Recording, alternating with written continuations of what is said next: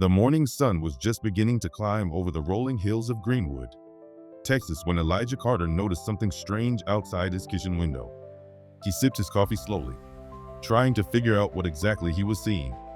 Beyond the wide stretch of pasture that had been in his family for generations, men in neon vests and dusty boots were hammering tall, steel posts into the earth. His land, his grandfather's land, was being surrounded by a fence that didn't belong there.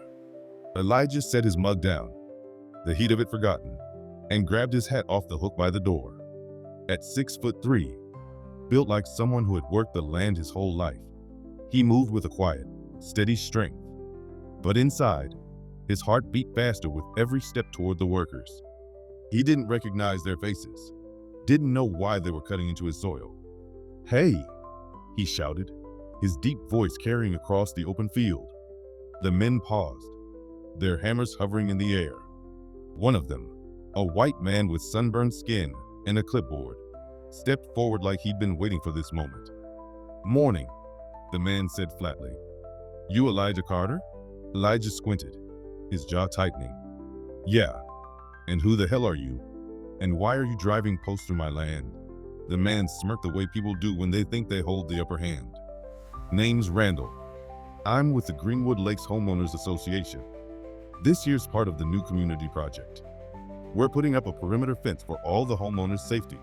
Elijah's hands curled into fists at his side. "This is private property. This is my ranch. My family's had this land since long before that hoe even existed. You don't get to touch it." Randall chuckled like Elijah was naive. "Sir, the community voted. This whole area is hoe jurisdiction now. You can still access your place, but only through the approved gate." Elijah blinked, disbelief washing over him. "The approved gate? What are you talking about?" Randall pointed west, where heavy machinery rumbled near the dirt road that had been Elijah's main entrance since childhood. "We're closing off all these side entrances. From now on, there'll be one gate. One way in, one way out. For security." Elijah's stomach dropped. He knew what this was. He'd heard whispers from neighbors who didn't like the fact that a black man owned the largest spread of land left in this newly developed part of town. Folks who thought he didn't fit the image of Greenwood Lakes, with its uniform lawns, golf carts, and whole rules thicker than a Bible. "This isn't about security," Elijah said, his voice low and tight. "This is about control. You're trying to box me in on my own damn land." Randall's smirk widened. "Sir, you'll find it's all perfectly legal. You'll get your key once the fence is complete. Unless..." His eyes flickered with something sharper, colder. "Unless you'd like to consider selling. HOA's been real interested in developing this property. Could make you an offer. Might be the easiest way out for everyone." Elijah's chest burned. His grandfather's words rang in his ears, words spoken on his deathbed. "Don't ever let this land go. It's our blood in this soil." Elijah swallowed hard, his throat tight. "Not for sale," he said firmly. Randall shrugged. "Suit yourself. But don't say I didn't warn you." As the men turned back to their hammers, Elijah felt the weight of history pressing on him. Greenwood had always been complicated, a town with a smiling face on the outside. But underneath, the old scars of racism and exclusion ran deep. His grandfather had fought to buy this ranch outright in the 1950s when black folks were still told they couldn't own certain land. He'd cleared it, worked it, bled for it. And now, Ho thought they could just fence him out? Elijah walked back toward the house, his boots heavy in the dirt. His mind was racing.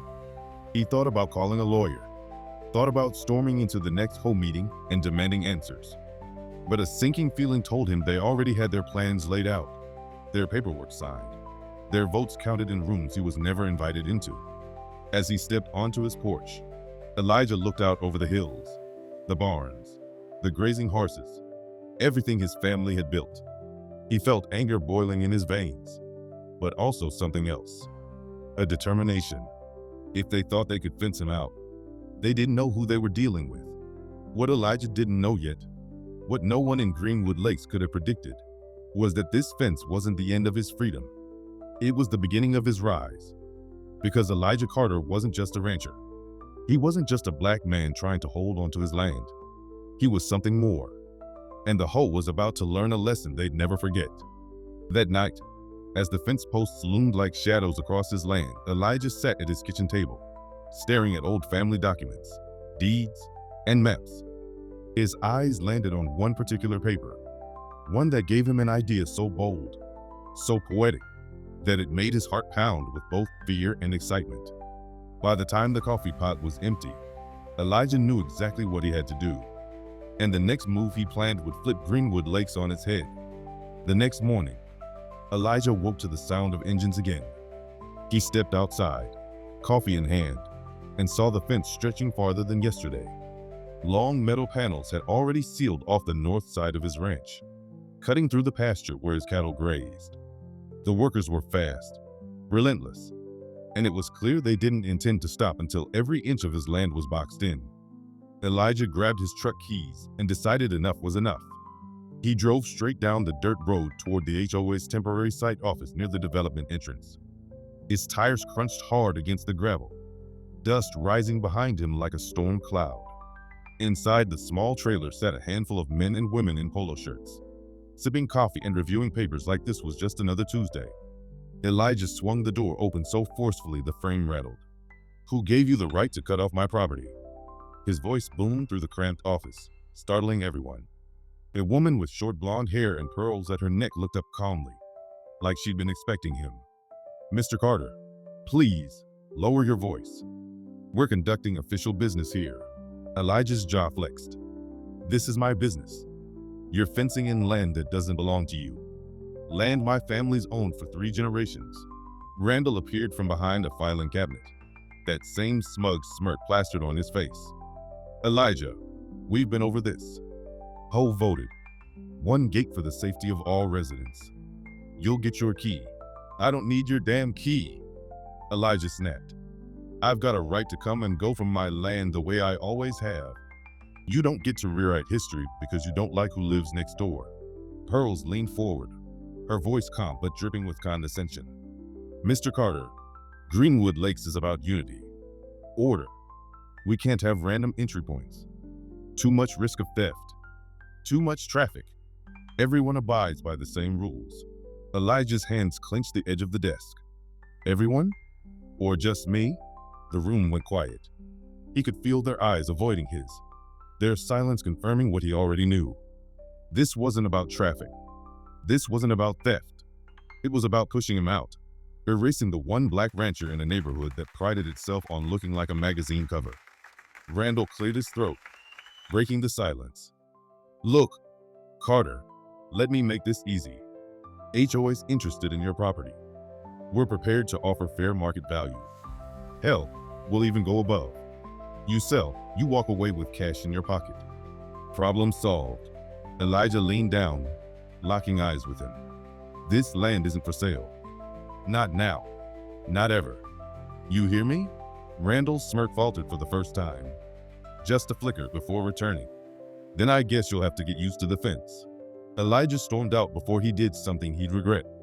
His boots thudded against the trailer steps, his chest heaving. Outside, he climbed back into his truck, gripping the steering wheel until his knuckles turned white. On his way home, Elijah noticed something that made his blood boil. At the main road entrance, workers were installing a massive wrought iron gate with a security keypad. His dirt road, the road his grandfather had built with his bare hands, was now chained off with a bright red, "No trespassing" sign hanging from it. He slammed the brakes, jumped out, and yanked at the chain. Heavy, bolted tight. He stared at the sign, the words stinging like an insult carved into his family's legacy. No trespassing. On his own damn land. Later that evening, his neighbor, Mrs. Daniels, a sweet elderly woman who'd lived down the road for decades, stopped by. She handed him a casserole, her hands trembling. "Elijah, I heard what they're doing," she whispered, her eyes full of pity. "It isn't right. But folks around here, they don't fight the hoe. They own everything. They decide everything." Elijah set the casserole on the counter and shook his head. "They don't own me, and they don't own this land. They can put up fences all they want, but I'm not backing down." Mrs. Daniels nodded softly, though her expression said she wasn't so sure. That night, Elijah stood at the edge of his porch, watching the headlights of workers' trucks in the distance. The fence was nearly complete. Soon, his only way in or out would be through that one gate the Hoe controlled. They thought they had him cornered, trapped like livestock in a pen. But Elijah wasn't a man who cowered. His grandfather had faced men with far more power and far sharper teeth, and survived. Elijah was cut from that same cloth. He walked back inside, pulled the old box of documents from under his bed, and spread them across the table again. Deeds, maps, letters. He studied them for hours. Every line, every boundary, every signature. And then, there it was. A clause buried in the fine print. A piece of history the Hoe had overlooked. Elijah leaned back in his chair, a slow smile forming across his face.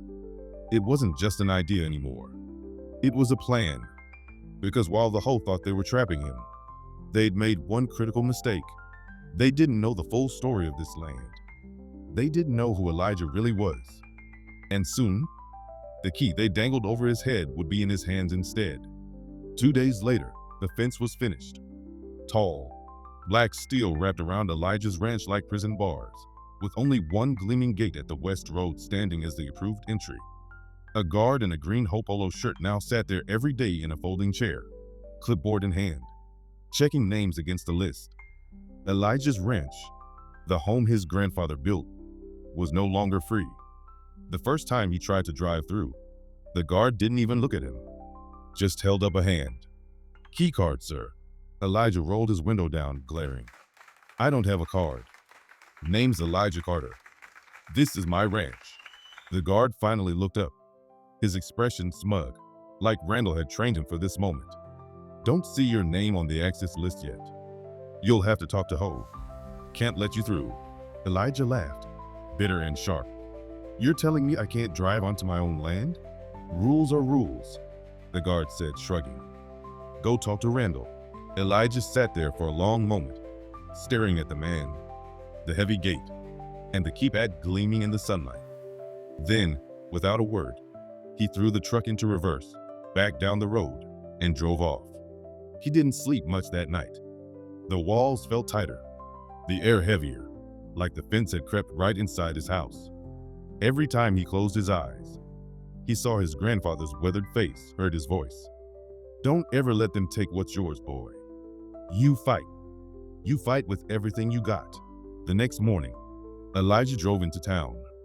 He parked in front of the dusty old courthouse, where files stretched back over a century. The clerk behind the counter gave him a strange look when he asked for the original deeds and maps of Greenwood property. But she didn't argue. She disappeared into the back, the hum of the old fluorescent lights filling the silence. When she returned, she slid a thick leather-bound book across the counter. "This is as far back as it goes," she said. Elijah carried the book to a table and flipped it open.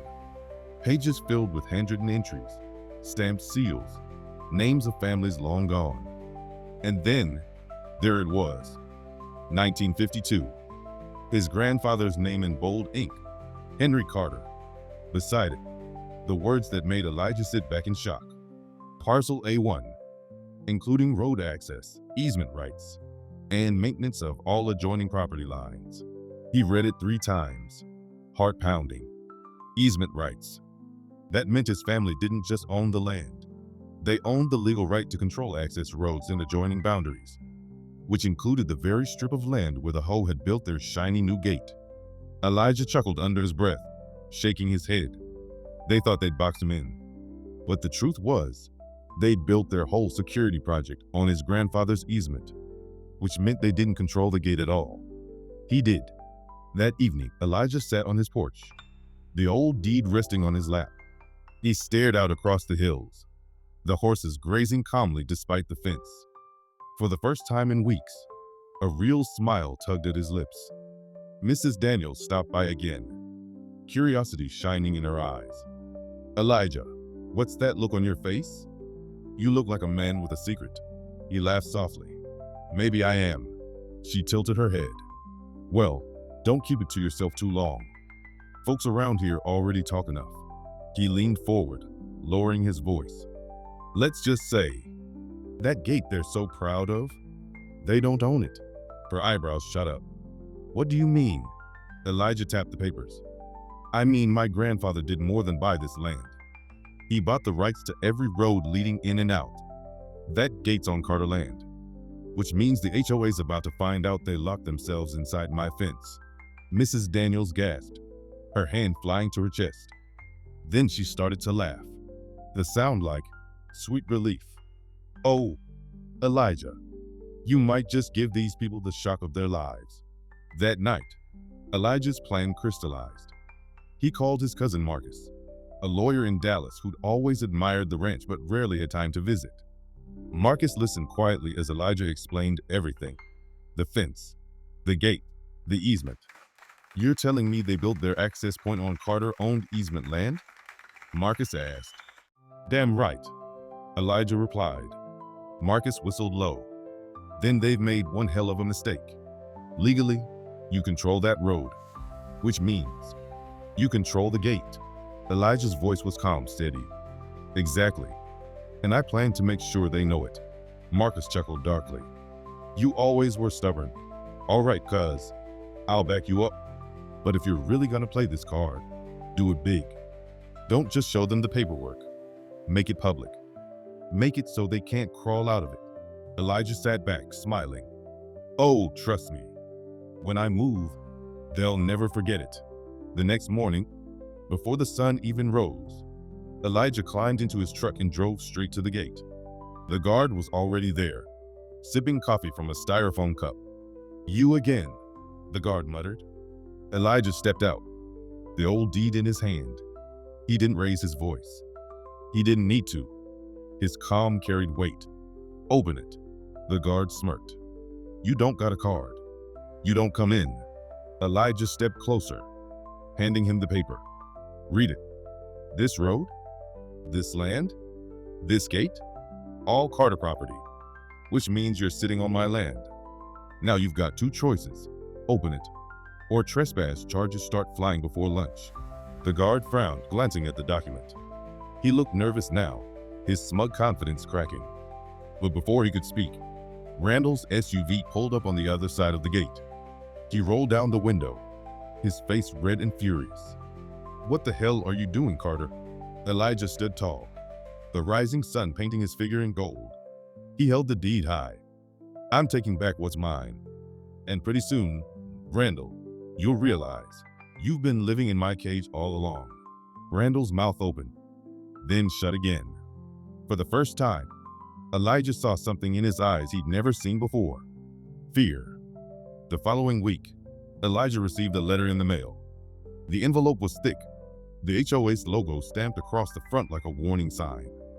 Inside, on stiff paper with fancy lettering, it read, "Mr. Carter, you are hereby requested to attend a mandatory homeowners association board meeting to resolve recent disputes regarding property access. Failure to attend will result in fines and further action." Elijah chuckled bitterly as he folded the paper. Further action? They already fenced him in, blocked his road, and tried to buy him out.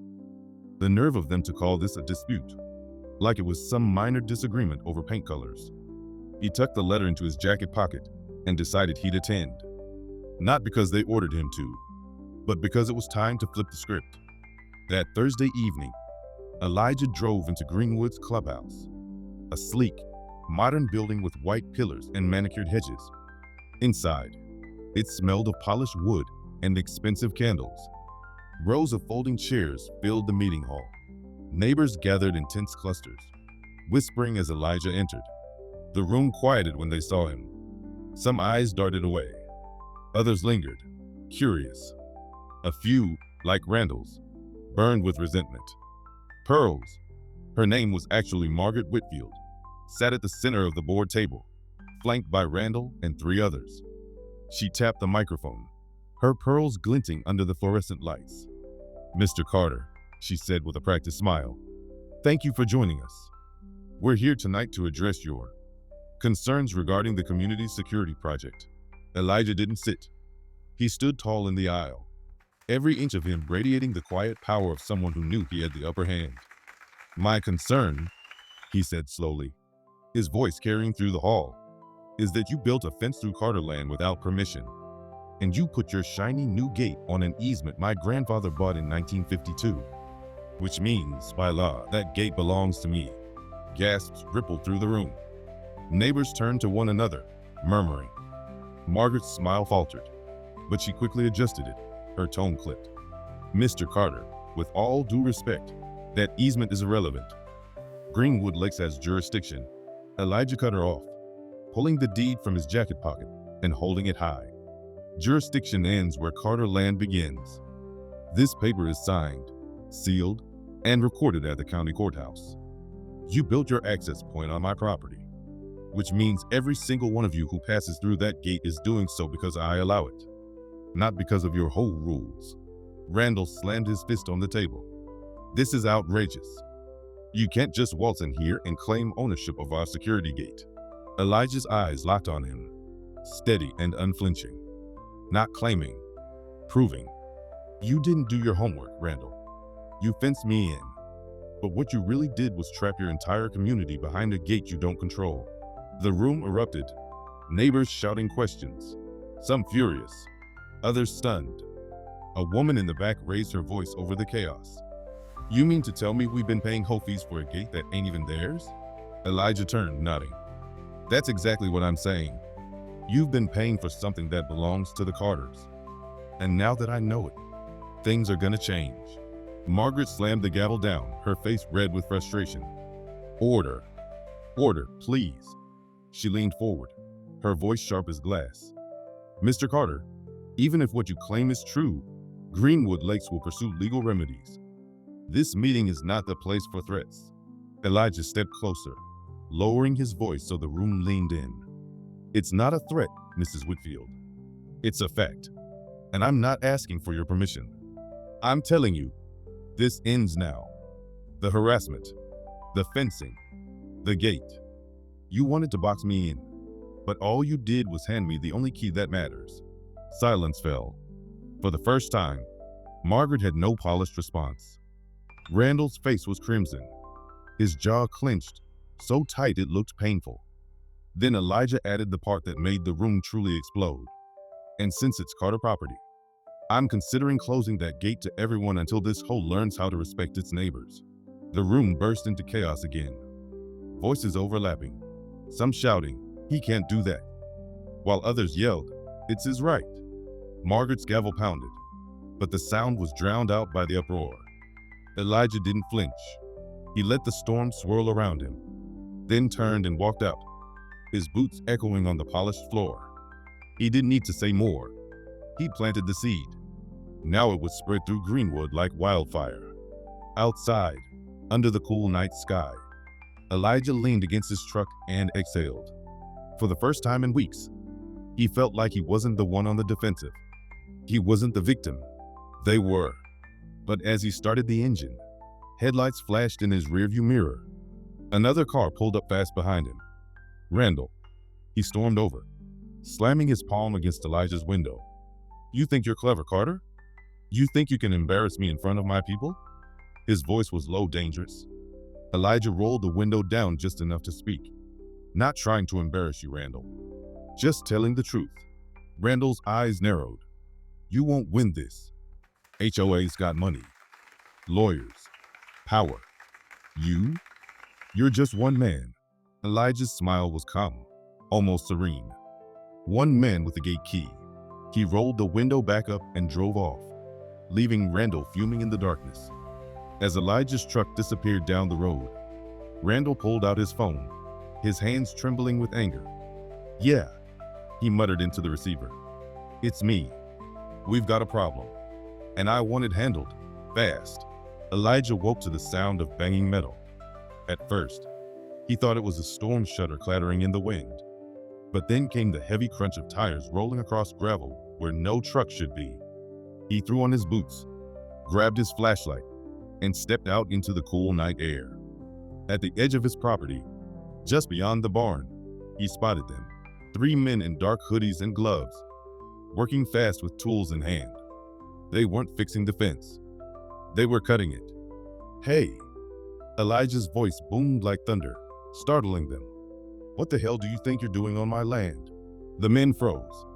For a split second, the beam of his flashlight caught their faces. One he recognized immediately. "Randall."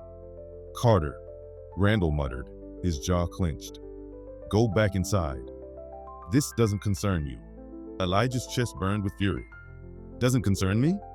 You're standing on my soil, tearing down a fence you built illegally. You better believe it concerns me." One of the other men, younger, shifted uneasily. "Maybe we should go, Randy." "Shut up," Randall barked. He stepped forward, his shadow looming across the dirt. "You think you're clever, waving that old deed around? You humiliated me. You embarrassed the board. But you don't understand how things work here. You don't win against Greenwood Lakes." Elijah planted his feet firmly. "I don't need to win against Greenwood Lakes. I just need to protect what's mine." Randall's smirk turned cold. "Then maybe it's time you learned what happens when you stand in the way." Before Elijah could respond, one of the men swung a bolt cutter at the fence with a loud snap. Metal clattered to the ground. They weren't just cutting it, they were dismantling the section closest to his ranch road, the one piece that still gave him private access. Adrenaline surged through Elijah's veins. He pulled out his phone, his voice steady despite the rage inside him. "Sheriff's Department. Trespassing. Vandalism. I want officers here now." Randall sneered. "Go ahead. Sheriff's in our pocket. By the time they show up, this fence will be gone and you'll have nothing to stand on."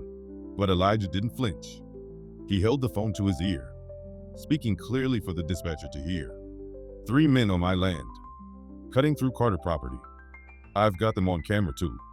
He pointed toward the barn, where a red light blinked on the corner, his security camera recording every move. Randall froze.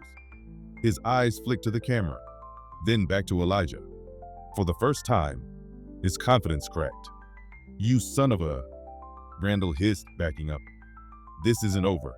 He motioned to the others, and they scrambled into their truck, peeling off into the night, the sound of tires screeching against gravel echoing into the silence. Elijah stood there for a long time, breathing heavy, watching the dust settle. He felt a flicker of fear. Randall wasn't just playing games anymore.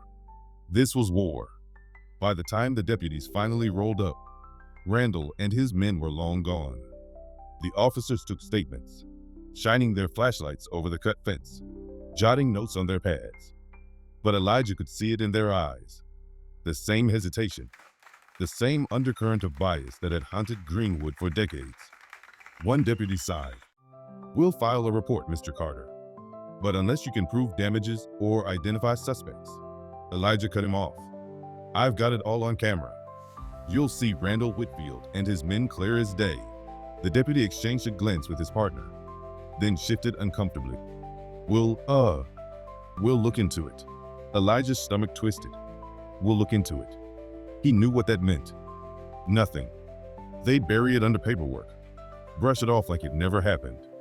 But Elijah also knew something else. He didn't need them. He had the deed. He had the footage. He had the truth. And soon, the whole damn town would see it. The next morning, Elijah drove to Marcus's law office in Dallas, USB stick in his pocket. Marcus leaned back in his chair after watching the footage, whistling low. "Man, you weren't kidding. That's Randall himself with bolt cutters. This is gold, Eli. Not just trespassing. This is vandalism, harassment, maybe even conspiracy if we push it." Elijah nodded grimly. "They're trying to force me out, Marcus. They fenced me in, then tried to tear down the one road my grandfather left us. They won't stop." Marcus leaned forward, eyes sharp. "Then we don't just fight back. We go public. Who wants to play dirty? Fine. Let's show the county, the press, everyone in Greenwood what kind of people they really are." Elijah's heart pounded at the thought. He'd always been a private man, the kind who kept his battles close. But now, it wasn't just about him. It was about his grandfather's legacy, about every black family who'd been pushed, cheated, or erased from their land. He clenched his fists. "Let's do it." Later that night, as Elijah drove back to Greenwood, he passed the glowing gate lights. The same guard sat there, pretending not to watch him. The steel bars looked less like a symbol of control now, and more like a stage. Randall thought he had power. But soon, Elijah would flip the lights on and show everyone who was really holding the keys. As he turned down his driveway, headlights flashed behind him. Another car had followed him in. He slowed, watching through his mirror, unease creeping into his chest. The car stopped just short of his gate. A figure stepped out. Not Randall, not a board member. Someone else, someone Elijah didn't recognize. The figure walked slowly toward his truck, hands raised in a gesture of peace. "Elijah Carter?" The stranger called. His voice was calm, almost careful. "We need to talk. I know what the HOA's been doing to you, and I've got information that could change everything." Elijah narrowed his eyes, his grip tightening on the steering wheel. For weeks, he'd been fighting alone. Now, suddenly, someone appeared in the dark, claiming to know more. He stepped out of the truck, heart racing. "Who the hell are you?" The man glanced around nervously, then leaned in. His next words made Elijah's stomach drop. "I used to work for the." Elijah studied the man under the dim porch light. Mid-40s, pale skin, balding, with a nervous twitch in his jaw. He looked like the kind of man who'd never worked a day outside, more accustomed to boardrooms and paper trails than ranch soil. "I'll ask again," Elijah said firmly, keeping his voice steady. "Who are you?" The man shifted uncomfortably, glancing at the gate as if someone might be listening. "Name's Peter Lawson.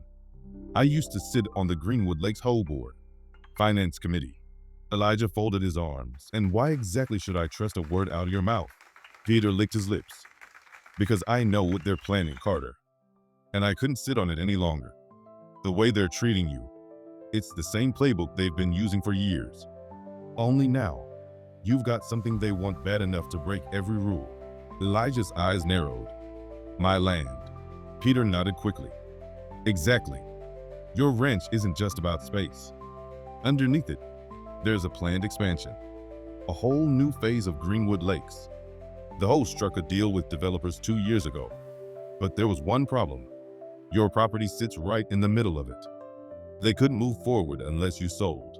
Elijah felt the words sink like heavy stones. It wasn't just personal. It was business. His land was the linchpin to a multi-million-dollar project. Peter lowered his voice even more. "They tried to buy you out quietly. When you refused, they moved to Plan B. Make your life hell until you caved. The fence, the gate, the vandalism. They've done it before. I've seen it." Elijah clenched his fists, anger radiating off him. "So, what? You just went along with it back then?" Peter's face twisted with shame. "At first, but I couldn't keep watching. My grandfather lost his farm the same way, decades ago. Same lies, same pressure. I swore I wouldn't let it happen to someone else. So I quit. And now, I want to help." Elijah stared at him, torn between suspicion and curiosity. "Help how?" Peter glanced back at his car, then pulled out a thick folder. He placed it on the hood of Elijah's truck, his hands trembling. Financial records, meeting transcripts, emails, proof the whole funneled community funds into this development scheme. Proof they targeted you deliberately. Elijah opened the folder, flipping through papers. Names, signatures, invoices, all tied to Greenwood Lakes Ho. And in bold print, one line that made his blood boil. "Acquire Carter property by any means necessary. No exceptions." He slammed the folder shut, his chest heaving. "So that's what this is. Not about fences. Not about security. They've been plotting to erase me from the start." Peter nodded grimly. "And they're not done. Randall's desperate. If you don't play this right, he'll double down." Elijah paced, running a hand over his beard. The anger was there, hot and sharp, but beneath it, something else. Clarity. For the first time, he saw the whole board, the players, the stakes, and suddenly, he knew exactly what he had to do. He turned back to Peter, his eyes cold and steady. "You brought me proof. Good. But I'm not just going to use it in court. I'm going to expose them. Every neighbor, every paper, every channel in this county is gonna know what Greenwood Lakes tried to do. Peter swallowed hard. That's risky. They'll come at you harder. Elijah's voice was calm, almost quiet, but it carried the weight of thunder. Let them come. They've been underestimating me since day one. But what they don't realize, he paused, looking out across his ranch, the wide fields glowing silver under the moonlight, is that I'm not just some rancher. I've got deeper roots than they'll ever understand. Peter tilted his head. What do you mean? Elijah took a long breath, steadying himself. For years, he kept that part of his life separate, quiet, out of sight. But maybe it was time. Randall and his board think I'm just a stubborn man with some land. What they don't know, Elijah said, his voice low and firm, is that I've spent the last 20 years as a corporate acquisition strategist.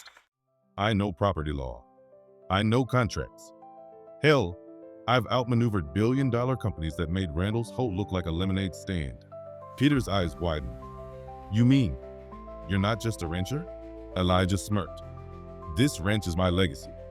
But in the city, I'm Carter Holdings, CEO. And these people have no idea who they picked to fight with. For a moment, silence hung heavy in the night air.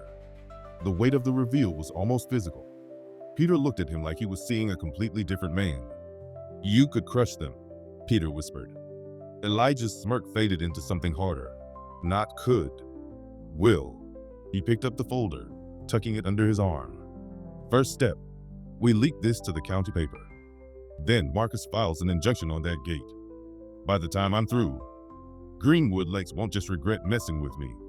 They'll beg me not to lock the gate on them for good. Peter nodded slowly, his shoulders easing like he just handed off a burden.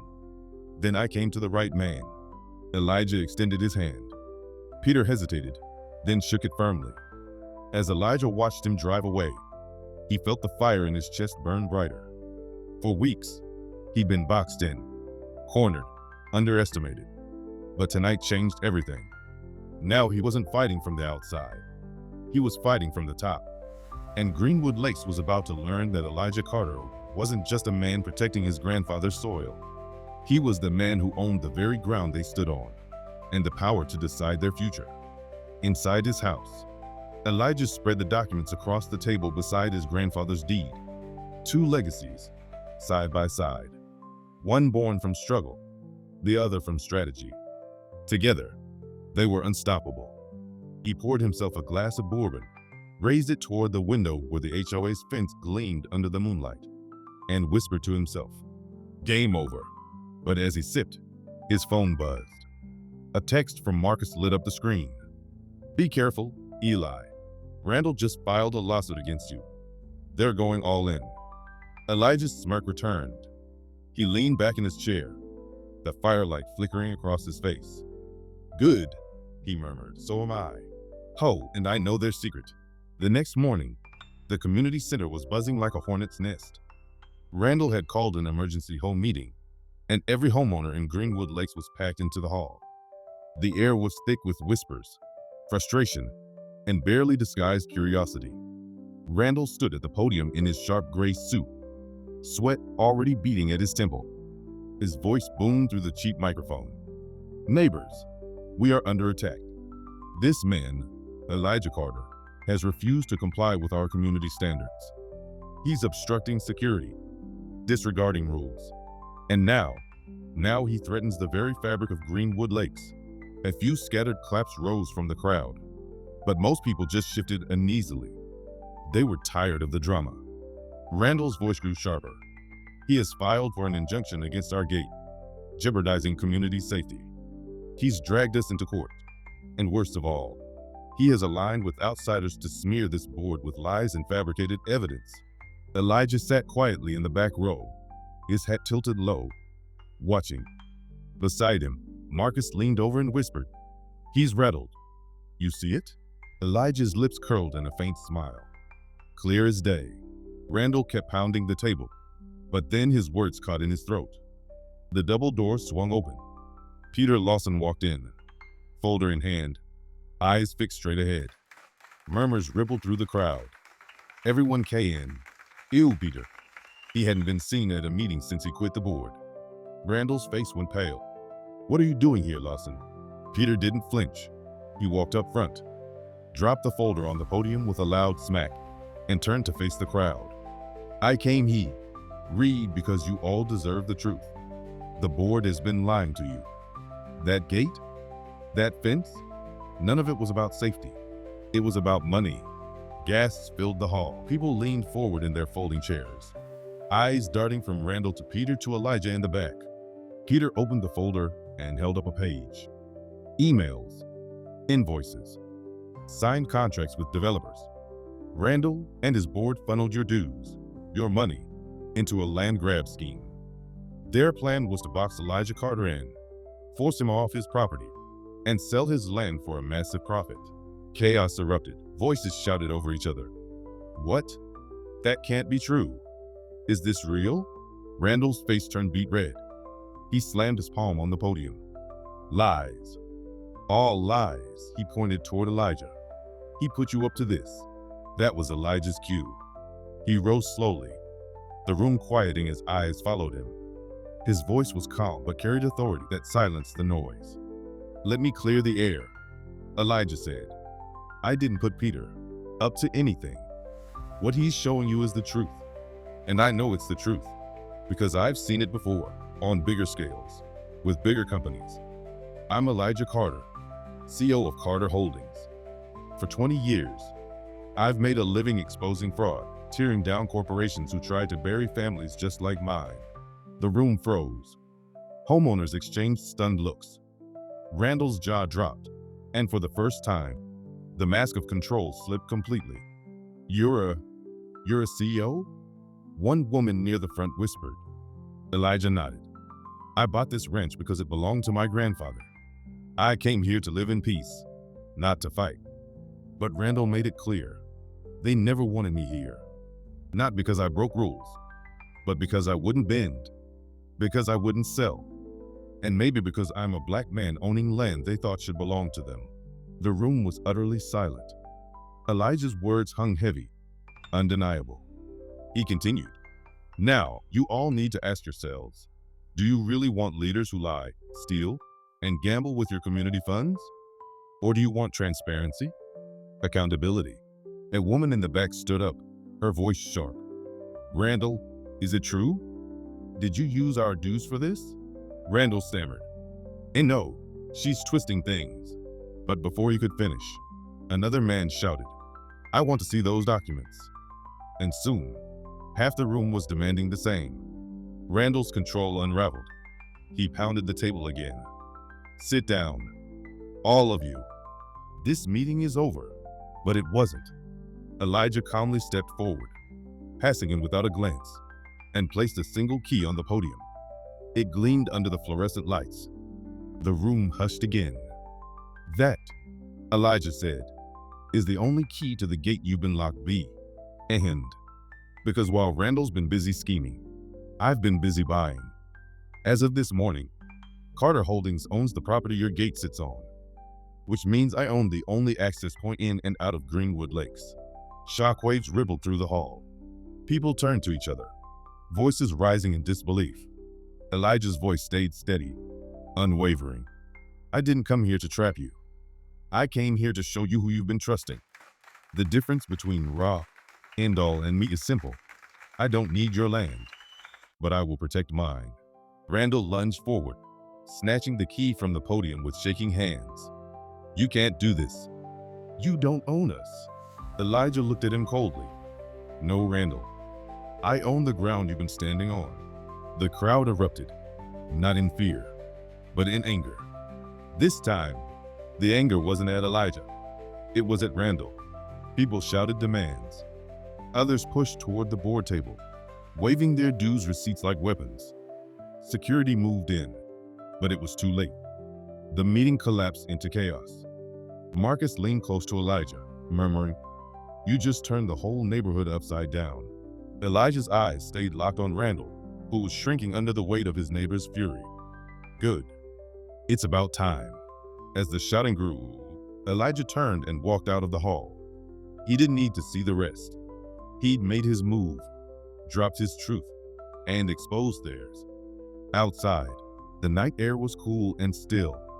Elijah paused, breathing deep, listening to the distant echo of voices tearing Randall apart. For the first time since the fence went up, Elijah felt free, but he knew it wasn't over. Randall wouldn't just roll over. A man like him never did. And Elijah was ready.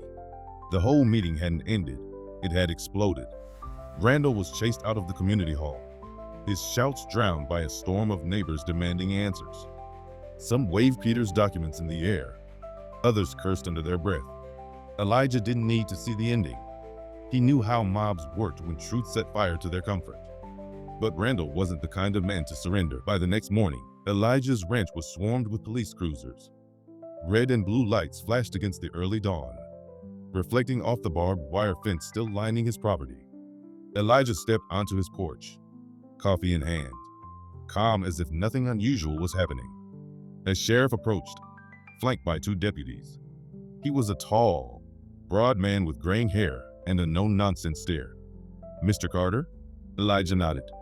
"Morning, Sheriff. What brings you to my land so early?" The sheriff shifted, clearly uncomfortable. "We've got a complaint filed by the Hoe. They're accusing you of trespass, unlawful property seizure, and threatening the welfare of the community. They want you removed from Greenwood Lakes." Marcus, standing just behind Elijah, barked out a laugh. "Removed? He owns the gate.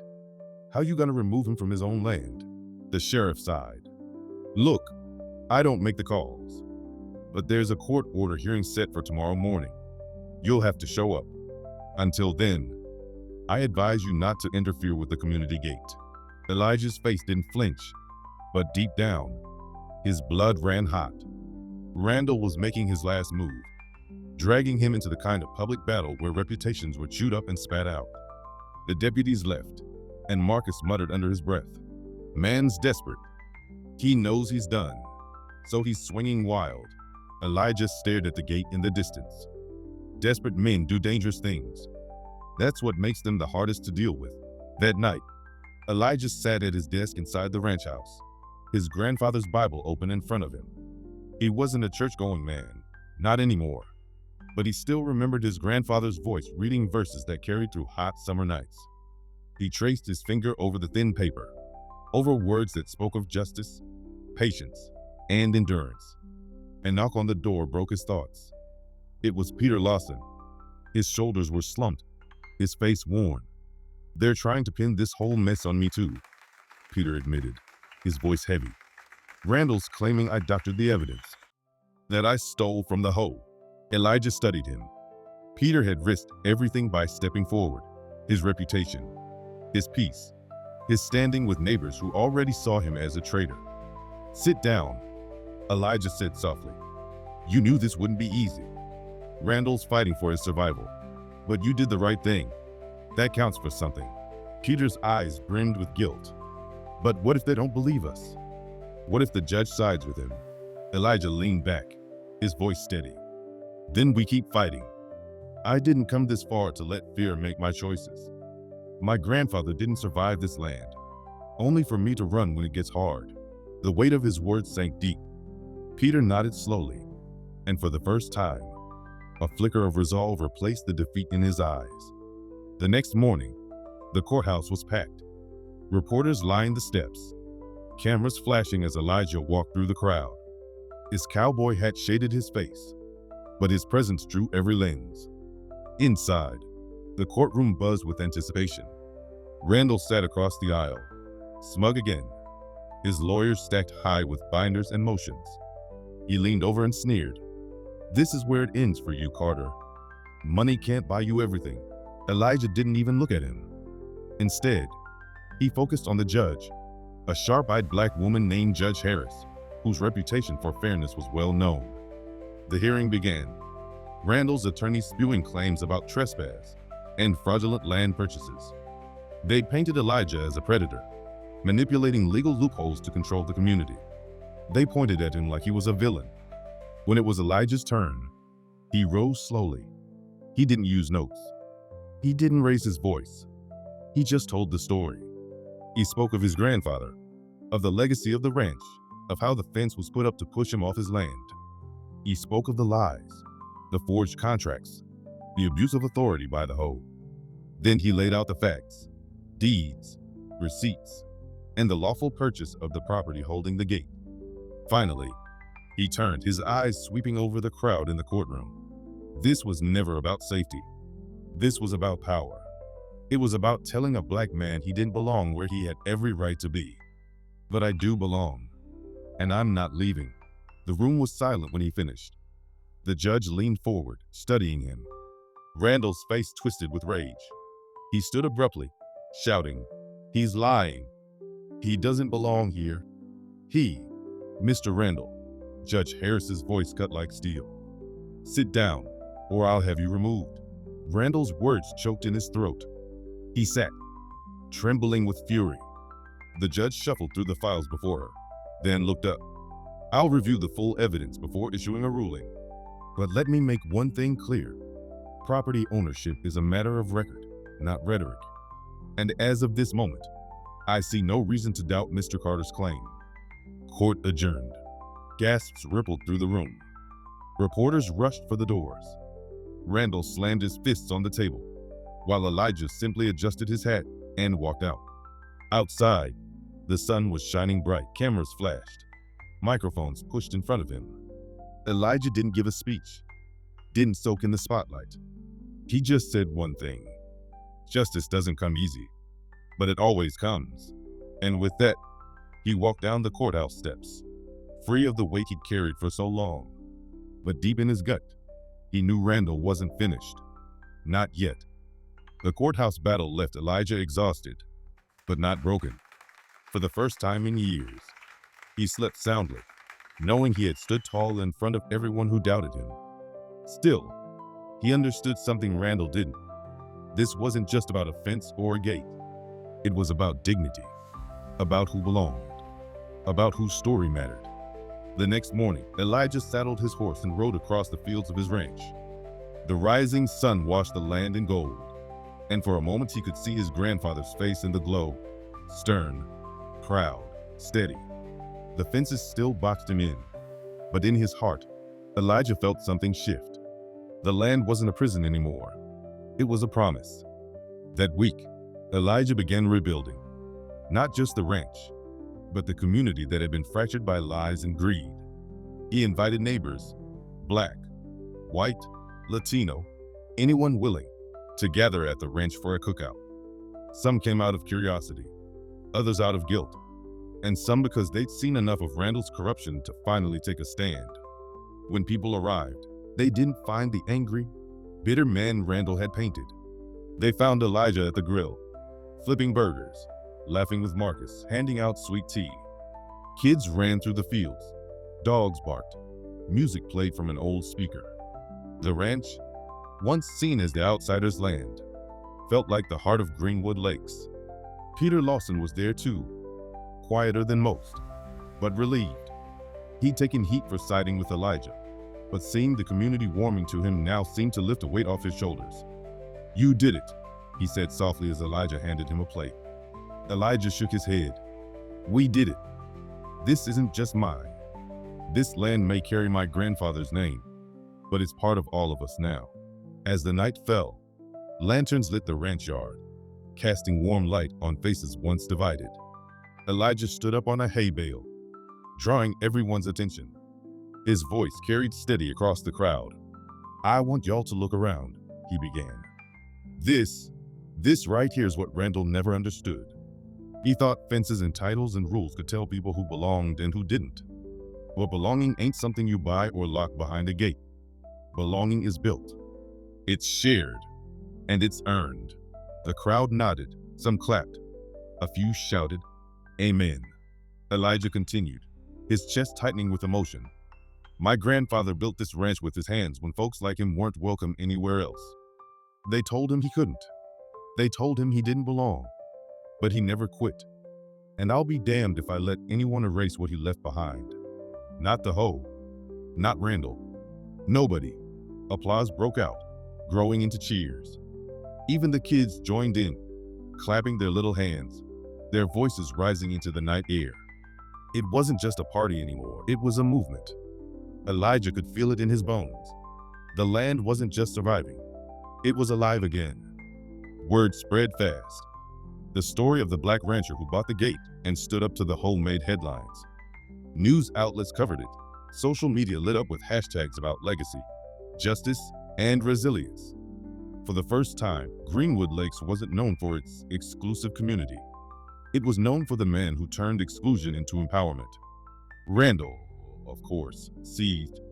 He holed himself up in his big house, curtains drawn, lawyers calling day and night. But even his closest allies began to distance themselves. They couldn't spin the narrative anymore. Elijah wasn't just a landowner, he was a symbol. Weeks later, Judge Harris returned with her final ruling. Elijah Carter was the rightful owner of his ranch and the property containing the community gate. Randall's claims were dismissed as baseless. The Hoe was ordered to pay damages for harassment and illegal fencing. When Elijah walked out of the courthouse that day, it wasn't with the weight of survival, it was with the crown of victory. Reporters swarmed him again. But this time he didn't shy away. "This land is my family's story," he told them. "And stories like mine don't get erased. They get told, loud and proud." His words traveled farther than he imagined. Across the country, black farmers, landowners, and families fighting their own battles against discrimination reached out to him. Letters poured in, some handwritten, some emailed, all carrying the same message. "Your fight gave us hope." Back at the ranch, Elijah stood by the gate one evening, his hand resting on the iron lock. The same lock Randall once used to keep him out now swung open at his touch. He didn't slam it shut behind him. Instead, he left it wide open, the sun setting behind it, a pathway of light spilling across the road. Marcus rode up beside him, grinning. "So, what now, boss?" Elijah chuckled, shaking his head. "Now? Now we live. We build. We make this ranch what it was always meant to be." He looked out at the fields, stretching far and wide, no longer feeling boxed in. For the first time, Elijah didn't just see fences and struggle, he saw freedom. And deep in his chest, he knew his Randall Whitaker wasn't seen at the whole meetings anymore. The man who once strutted through the neighborhood barking orders, writing fines, and calling emergency meetings had gone silent. His empire of control crumbled in slow motion. Neighbors who once nodded along with his rules now avoided him in the grocery store. His so-called allies whispered about his lawsuits, his debts, his arrogance. Elijah didn't need to rub it in. He didn't need revenge. Life was taking care of that. Randall was learning the one truth he had spent years trying to bury: that power built on fear never lasts. The final blow came one hot afternoon when a moving truck pulled up to Randall's mansion. Word spread quickly, and by sunset, the street filled with curious onlookers. The Whitaker family, once untouchable, was packing boxes. Foreclosure. The damages the Hoe was forced to pay Elijah, along with Randall's personal lawsuits, had drained him dry. The man who had locked Elijah out of his own land was now locked out of his own house.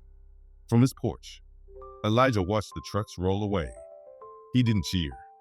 He didn't gloat. Instead, he whispered, "That's what happens when you try to build fences around people's lives." The irony wasn't lost on anyone.